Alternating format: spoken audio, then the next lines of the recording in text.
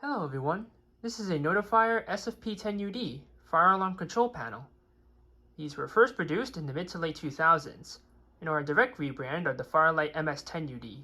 The SFP-10UD is a conventional fire alarm panel with 10 initiating zones and 4 signal circuits, alongside 3 programmable relays and a built-in communicator. Compared to its predecessors like the SFP-1024, the SFP-10UD would add many modern features, such as built-in strobe synchronization, a new lineup of ANN series enunciators, and enhanced detector capabilities with the System Sensor i3 series. So let's jump right into this. For this demonstration, we have various different devices on the system. On the table, we have a Wheelock HSR horn strobe, a BNG1R pulse station, and a System Sensor P2R horn strobe. On the floor, we have an MBG12 LSP English-Spanish bilingual pulse station, a Potter ASH24 horn strobe, a System Sensor 2451 smoke detector, a Siemens UMHU horn strobe, and an ANN80 LCD enunciator. Going to be quite the noisy system, so here we go.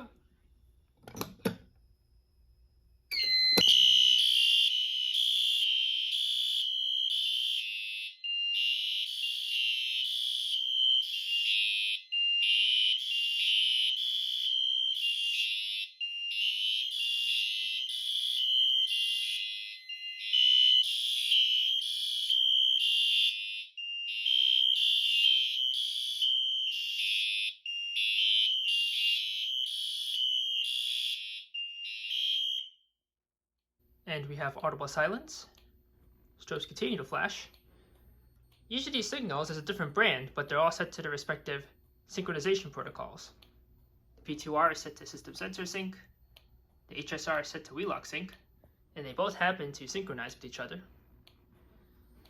The Siemens UMHU is set to Faraday Sync, and the ASH24 is set to AMSECO Sync. Unfortunately, these 4 sync protocols do not line up with each other. Potter does have some boosters that can synchronize System Sensor, Wheelock, Gentex, and AMSECO protocols all together using the QuadraSync feature. Now let's activate this pulse station.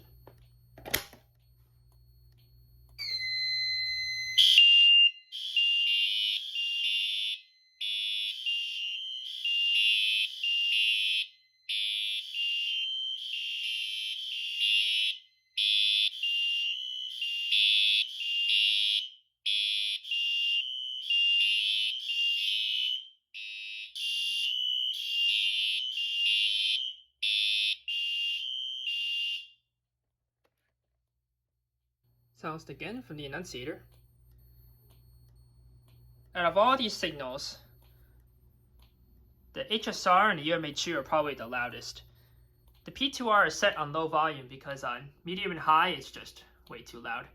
The HSR is set on normal volume. The UMHU has a fixed volume setting, it's always very loud. And the ASH24 is set to high volume, but it's still pretty quiet compared to all the other signals on the system. Lastly, this smoke detector. I'm out of fake smoke, but magnet test is very fast on these.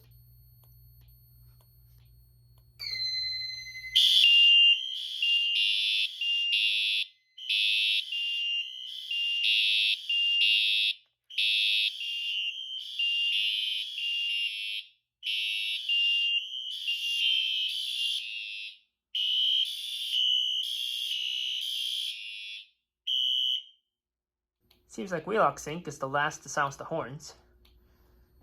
Anyway, reset this pulse station.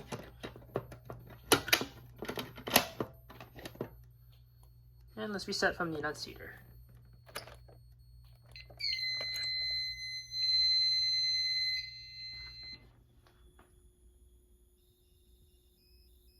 And back to normal.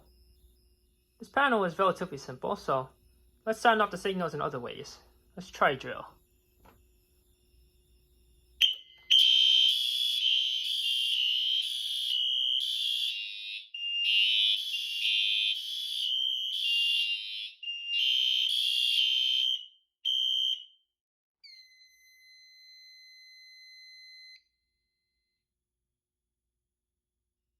You can also do a quick walk test.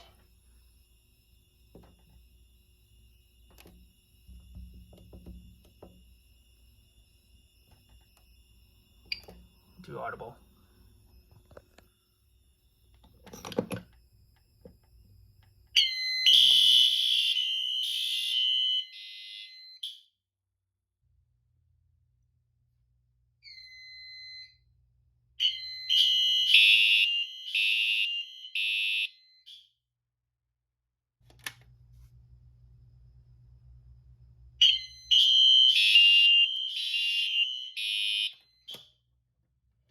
Could probably end the walk test from here.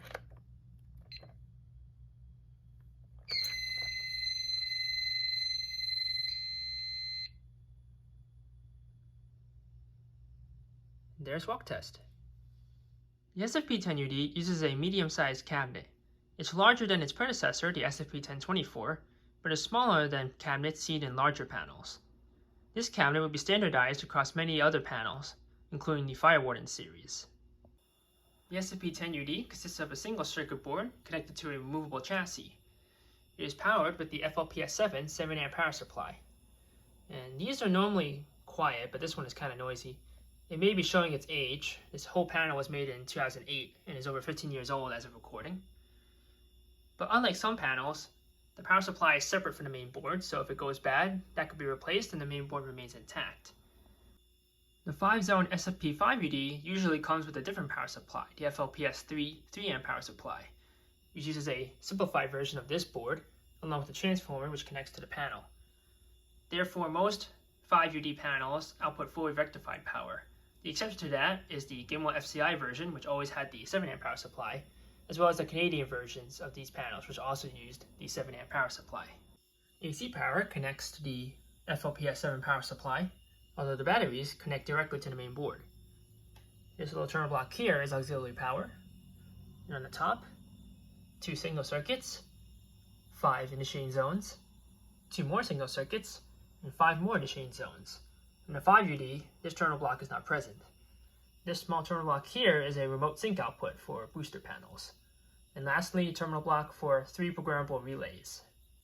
There's a few connectors for option modules. There's 2 here and here for a CAC5 Class A converter module. Just converts all these circuits to Class A. And this longer connector here is for a 4XTM transmitter board. There's a red switch here that must be flipped down for firmware updates. There's a small jumper here to disable ground fault detection. There's 2 jumpers here and here that must be cut if a 4XTM module is installed. Panel's piezo, a USB connector for PC programming. On the bottom right are the 2 phone lines for the communicator. This terminal block here is the ANN bus for connecting to various devices, including the ANN80 annunciator. It contains a communication line and a power line. In addition to annunciators, there's other types of devices that can be connected here, including an I/O board for graphical annunciators, a relay board, and a printer interface board. The keypad display consists of a 2x80 LCD screen, some LED indicators, operator controls, and various other buttons. This layout is also used on the NFW50 addressable panel. Let's take a look at the menu navigation on this panel. Press enter. You get a couple options here. Read status mode allows viewing of all the zones, signal circuits, relays, and pretty much the entire panel's configuration, as well as history and other options, but no changes can be made here. 2 is programming mode, which we'll take a look at shortly. 3 is future use, which probably won't be implemented. This panel hasn't been updated in quite some time. 4 is remote download, which asks for a password and allows downloading the panel's configuration to a programming software. So let's check out programming mode. There's 2 levels of passcodes on this panel, maintenance and technician level. We'll start with the maintenance level. The default passcodes can be found in the user manual.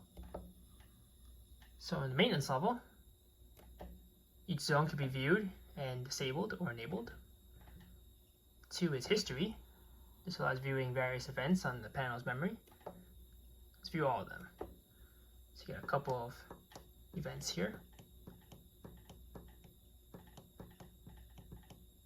Drill, signal silence. Here's some alarms.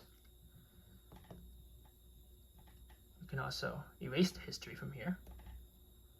Clean that up. 3 is walk test, as demonstrated earlier, and setting the time and date. Set the time, date, and the clock format. Now for a technician level. This allows programming of the entire system.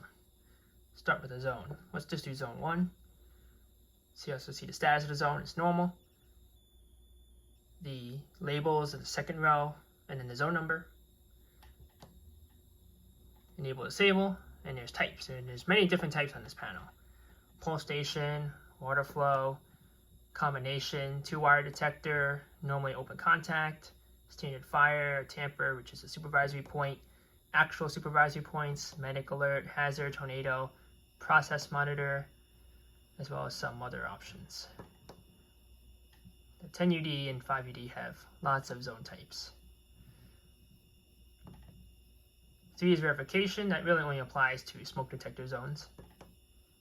And then positive alert sequencing or pre-signal. Next are the signal circuits. You get 4 on this panel. Start with NAC 1. Enable, disable, coding. There's steady, March time, California code, temporal, 2-stage, and various strobe synchronization protocols. System sensor, wheel lock, Gentex, Faraday, and MSECO. Most modern fire alarm panels may have 1 or 2 strobe synchronization protocols, but the 5UD and 10UD have 5, which may be the most of any fire alarm panel. There are silencing options, silenceable, non-silenceable, and sync mute. Sync mute just disables horns on any strobe synchronization signal circuits, like seen in this demonstration. Auto silence, silence inhibit, those are your signal circuit options. Next are the relays. Start relay 1. There's various options here. Alarm, trouble, supervisory, and some more alternative ones like process monitor, AC loss, hazard, comm fail, medical, and silenceable alarm. The signal circuits are only designed for fire alarm, but using the relays, a customized signal circuit can be made to activate for non-fire events. Next are general system options. There's timers, positive alert sequence delay, pre-signal, water flow delay, and AC loss delay. That's in hours. The banner, which is shown on system normal, it's already configured here as in this demonstration. Time and date, same as in the maintenance level.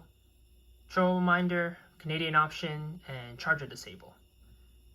Canadian option provides a few other changes that are used for Canadian systems. Next is option modules.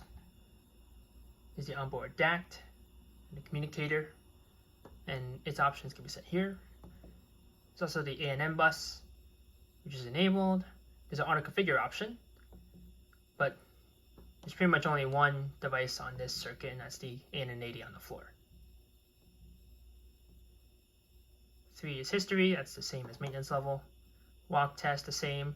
Clear program, which wipes the entire program. We won't do that. And then password change. If the passcodes are changed for this particular panel that you get, there is a backdoor for these panels. And that's pretty much it for these panels. Pretty simple as opposed to adjustable systems. And once all changes are done, just exit and the panel will restart.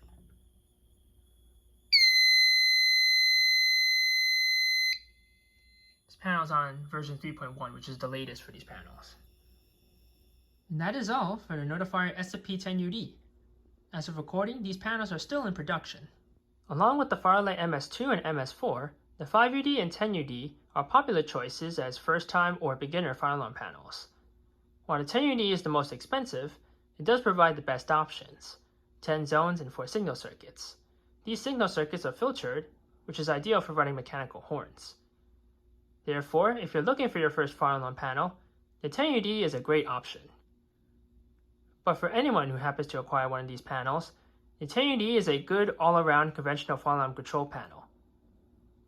In any case, if you have any questions or comments on the SFP-10UD, feel free to post them below. But until next time, have a nice day.